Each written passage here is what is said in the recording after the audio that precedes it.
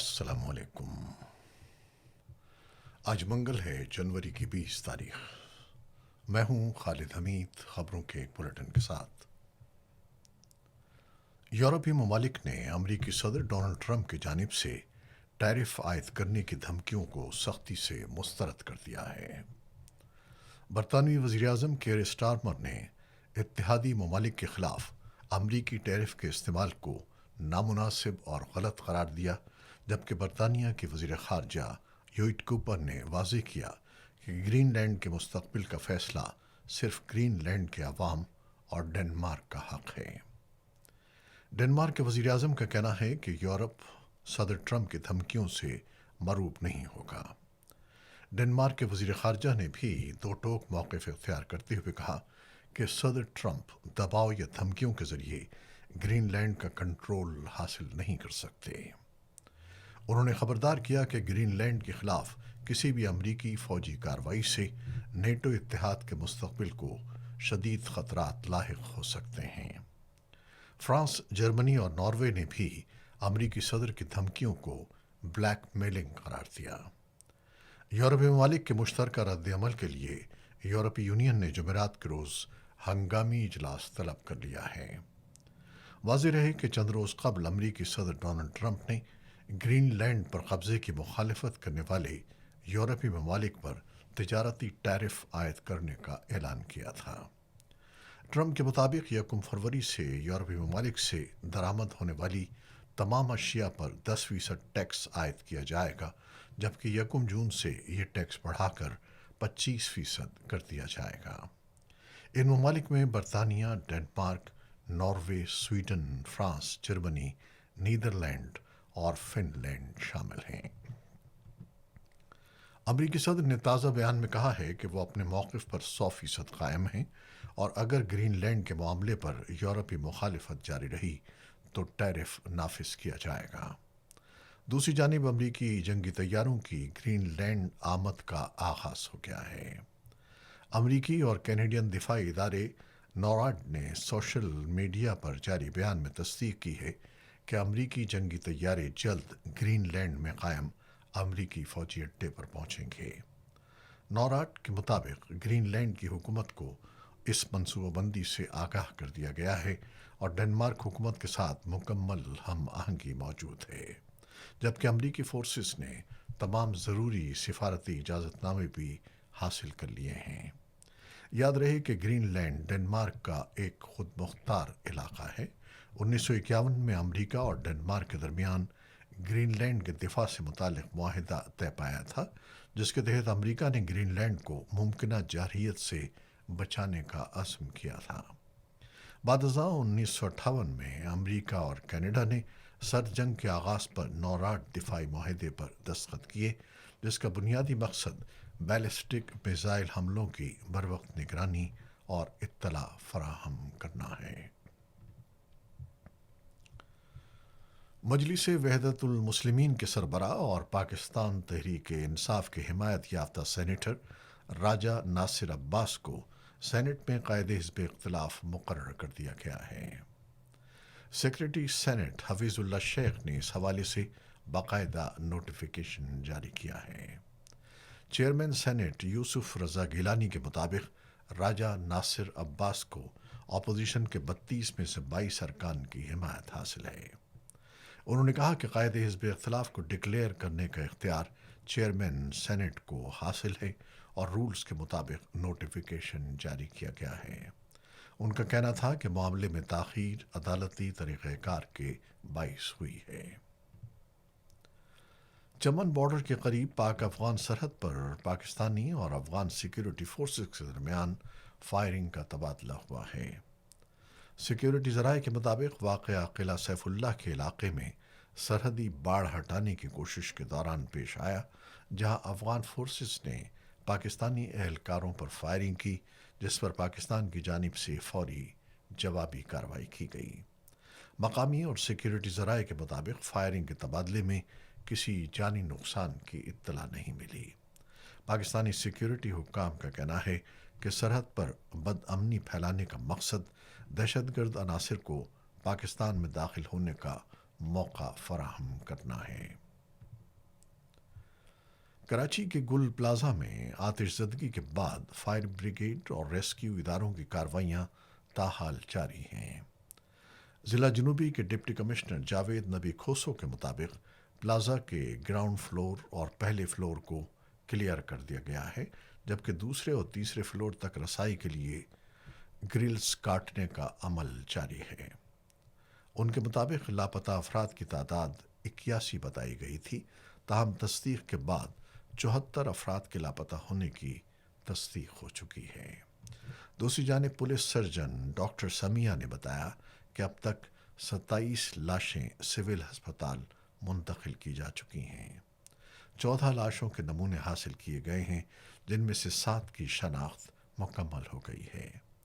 متوفین کی شناخت کے لیے 50 اہل خانہ کے ڈی این اے نمونے حاصل کر کے سندھ فرینزک ڈی این اے لیبارٹری بھجوا دیے گئے ہیں، جبکہ جائے وقوع سے ملنے والی انسانی اعضاء کا تجزیہ بھی جاری ہے۔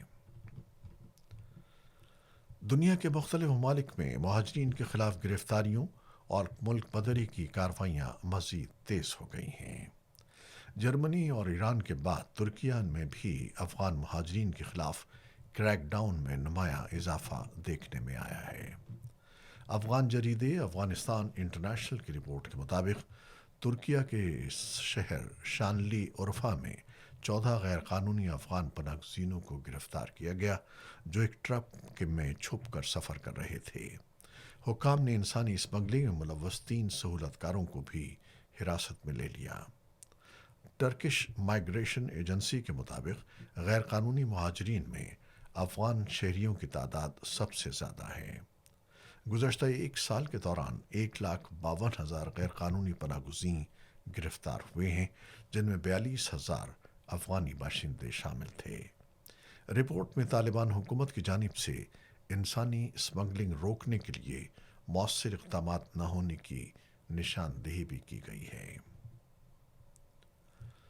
بنگلہ دیش کے شہر کاکسس بازار کے علاقے یوکھیا میں روہنگیا کیمپ نمبر 16 میں خوفناک آتش زدگی کے نتیجے میں 448 پناہ گاہیں، 2 مساجد، 10 اسکول اور 1 مدرسہ مکمل طور پر جل کر تباہ ہو گئے ہیں۔ ڈھاکہ ٹریبیون کے مطابق آگ منگل کی صبح تقریباً 3:45 پر D4 بلاک میں لگی۔ ابتدائی اطلاعات کے مطابق ایک رہائشی کی جانب سے گیس کا چولہا جلتا چھوڑ دینے کے باعث آگ بھڑک اٹھی، جو تیزی سے پورے کیمپ میں پھیل گئی۔ کمیونٹی لیڈر محمد ریاض کے مطابق نقصان شدید ہے، تاہم مالی نقصانات کا تخمینہ تاحال نہیں لگایا جا سکا ہے۔ بھارت نے اپنے سفارتکاروں کے اہل خانہ کو بنگلہ دیش سے واپس بلا لیا ہے۔ بی بی سی کے مطابق بھارت نے بنگلہ دیش کو سفارتی تعیناتی کے لیے نان فیملی ملک قرار دیا ہے، جس کے بعد بھارتی سفارتکار وہاں اپنے اہل خانہ کے ساتھ تعینات نہیں ہو سکیں گے۔ اس فیصلے کے بعد بنگلہ دیش ان ممالک کی فہرست میں شامل ہو گیا ہے جہاں بھارت پہلے ہی پاکستان، افغانستان، عراق اور جنوبی سوڈان کو نان فیملی قرار دے چکا ہے۔ یہ فیصلہ 1 جنوری سن 2026 سے نافذ العمل ہے۔ شامی فوج اور شمالی علاقوں میں کرد زیر قیادت جنگجوؤں کے درمیان شدید لڑائی کے دوران جیل سے فرار ہونے والے داعش کے درجنوں جنگجوؤں کی تلاش جاری ہے۔ حکومتی فورسز مشرقی شام میں شامی ڈیموکریٹک فورسز کے زیر کنٹرول شہر حساکا کی جانب پیش قدمی کر رہی ہیں، جبکہ غیر یقینی جنگ بندی پر سوالات اٹھ رہے ہیں۔ شدید دباؤ کے نتیجے میں ایس ٹی ایف نے رقہ اور دیر الزور سے انخلا پر آمادگی ظاہر کی ہے۔ اس دوران صدر احمد الشارع اور امریکی صدر ڈونلڈ ٹرمپ کے درمیان ٹیلی فونک رابطہ ہوا ہے، جس میں شام کی خود مختاری، علاقائی سالمیت اور شامی ریاست کے اندر کرد عوام کے حقوق کے تحفظ پر اتفاق کیا گیا۔ اسرائیل نے مقبوضہ مشرقی یروشلم میں فلسطینی پناہ گزینوں کے لیے اقوام متحدہ کی ایجنسی اونروا کے ہیڈ کوارٹر کے اندر واقع عمارتوں کو بلڈوز کرنا شروع کر دیا ہے۔ یہ اقدام ایسے وقت میں سامنے آیا ہے جب اسرائیل کی انتہائی دائیں بازو کی حکومت غزہ میں فلسطینیوں کو امداد فراہم کرنے والے انسانی ہمدردی کے اداروں پر دباؤ بڑھا رہی ہے۔ اونروا نے منگل کو جاری بیان میں کہا کہ اسرائیلی فورسز نے شیخ جراح کے علاقے میں واقع ہیڈ کوارٹر پر دھاوا بولا اور اس کے عملے کے سامان کو ضبط کر لیا اور اہلکاروں کو زبردستی باہر نکال دیا۔ ایجنسی کے مطابق یہ کارروائی نہ صرف اونروا بلکہ اقوام متحدہ کے اداروں کے خلاف غیر معمولی حملہ ہے جو بین الاقوامی قوانین اور اقوام متحدہ کے مراعات و استثناء کی سنگین خلاف ورزی ہے۔ فلسطینی خبر رساں ایجنسی وافا کے مطابق اسرائیلی فوج بلڈوزروں کے ساتھ کمپاؤنڈ میں داخل ہوئی، اطراف کی گلیوں کو سیل کر دیا اور سیکیورٹی سخت کرنے کے بعد عمارتوں کو مسمار کرنے کا عمل شروع کر دیا۔ اونروا کے سربراہ فلپ لازارینی نے بتایا کہ اس کارروائی کے دوران اسرائیلی قانون ساز اور حکومتی نمائندے بھی موجود تھے۔ ان کا کہنا تھا کہ یہ اقدام فلسطینی پناہ گزینوں کی شناخت کو مٹانے کی منظم کوششوں کا حصہ ہے۔ اسرائیل کی جانب سے اونروا پر فلسطینیوں کے حق میں جھکاؤ اور حماس سے تعلقات کے الزامات عائد کیے جاتے رہے ہیں جنہیں ایجنسی نے سختی سے مسترد کر دیا ہے۔ اسرائیلی وزارت خارجہ کا موقف ہے کہ یہ انہدام ایک نئے قانون کے تحت کیا جا رہا ہے جس کے ذریعے تنظیم پر پابندی عائد کی گئی ہے۔ مقبوضہ مغربی کنارے کے شہر رام اللہ سے رپورٹ کرتے ہوئے الجزیرہ کی نمائندہ ندا ابراہیم نے کہا ہے کہ یہ کارروائی غزہ میں فلسطینیوں کے خلاف کئی ماہ سے جاری کریک ڈاؤن اور امدادی اداروں کی سرگرمیوں کے تناظر میں کی گئی ہے۔ ان کے مطابق اسرائیلی فورسز گھروں اور سڑکوں کو مسمار کر رہی ہیں جسے فلسطینی کیمپوں کی شناخت اور حق واپسی کی علامت کو تبدیل کرنے کی کوشش قرار دیا جا رہا ہے۔ گزشتہ ہفتے اقوام متحدہ کے سیکرٹری جنرل اینتونیو گوتریس نے اسرائیلی وزیر اعظم بنجامن نیتن یاہو کو خبردار کیا تھا کہ اگر اونروا کے خلاف قوانین واپس نہ لیے گئے اور ضبط شدہ اثاثے بحال نہ کیے گئے تو معاملہ بین الاقوامی عدالت انصاف میں لے جایا جا سکتا ہے۔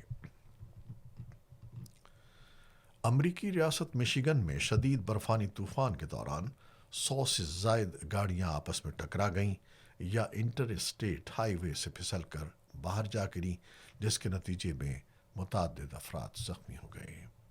الجزیرہ کے مطابق پیر کے روز پیش آنے والے اس بڑے حادثے کے بعد مشیگن اسٹیٹ پولیس اسٹیٹ نے گرینڈ ریپڈس کے جنوب مغرب میں واقع انٹر اسٹیٹ 196 شاہراہ کو دونوں اطراف سے بند کر دیا۔ حکام 30 سے زائد ٹریلر ٹرکوں سمیت دیگر گاڑیوں کو ہٹانے میں مصروف رہے۔ پولیس کے مطابق حادثات میں کئی افراد زخمی ہوئے تاہم کسی ہلاکت کی اطلاع نہیں ملی۔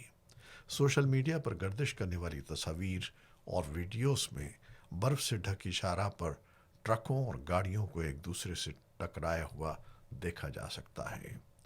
ادھر امریکی نیشنل ویدر سروس نے متعدد ریاستوں میں شدید سردی اور برفانی طوفان کے خدشے کے پیش نظر وارننگ جاری کر دی ہے جو منیسوٹا سے نیو یارک تک پھیلی ہوئی ہے۔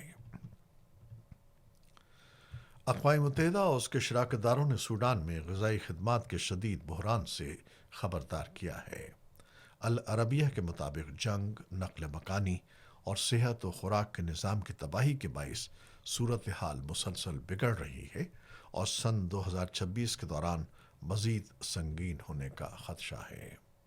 اقوام متحدہ کے دفتر برائے انسانی امور اوچا کے مطابق سن 2026 میں 84 لاکھ سے زائد افراد کو غذائی امداد کی ضرورت ہوگی جن میں 5 سال سے کم عمر کے تقریباً 50 لاکھ بچے شامل ہوں گے۔ کرکٹ آئی سی سی انڈر 19 ورلڈ کپ کے 12ویں میچ میں پاکستان نے اسکاٹ لینڈ کو 6 وکٹوں سے شکست دے دی۔ قومی ٹیم نے 188 رنز کا ہدف 43.1 اوورز میں 4 وکٹوں کے نقصان پر حاصل کر لیا۔ عثمان خان 75 اور احمد حسین 47 رنز کے ساتھ نمایاں رہے جبکہ علی حسن بلوچ نے 15، سمیر منہاس نے 28 رنز بنائے اور کپتان فرحان یوسف 18 رنز کے ساتھ ناٹ آؤٹ رہے۔ پاکستان کی جانب سے علی رضا نے 4 اور مومن قمر نے 3 کھلاڑیوں کو آؤٹ کیا۔ दूसरे मैच में जनूबी अफ्रीका ने रिकॉर्ड 397 रन्स बनाए, जिसके जवाब में तंजानिया की टीम सिर्फ 68 रन्स पर ढेर हो गई। जनूबी अफ्रीका ने 329 रन्स के भारी मार्जिन से कामयाबी हासिल की और तीसरे मैच में श्रीलंका ने 268 रन्स के हदफ के ताक़ुब में आयरलैंड को 161 रन्स पर आउट करके फतह हासिल कर ली। ये थी वो खबरें जो यूट्यूब चैनल पर हमने आपके लिए पेश की हैं। आप हमारे चैनल को देखते हैं, शेयर करते हैं और अपने कमेंट्स में अपनी मोहब्बतों का इजहार करते हैं, जिसके लिए हम आपके बेहद ममनून हैं। अपनी इन काविशों को जारी रखिएगा। खालिद हमीद को अब इजाज़त दीजिए। अल्लाह हाफिज़।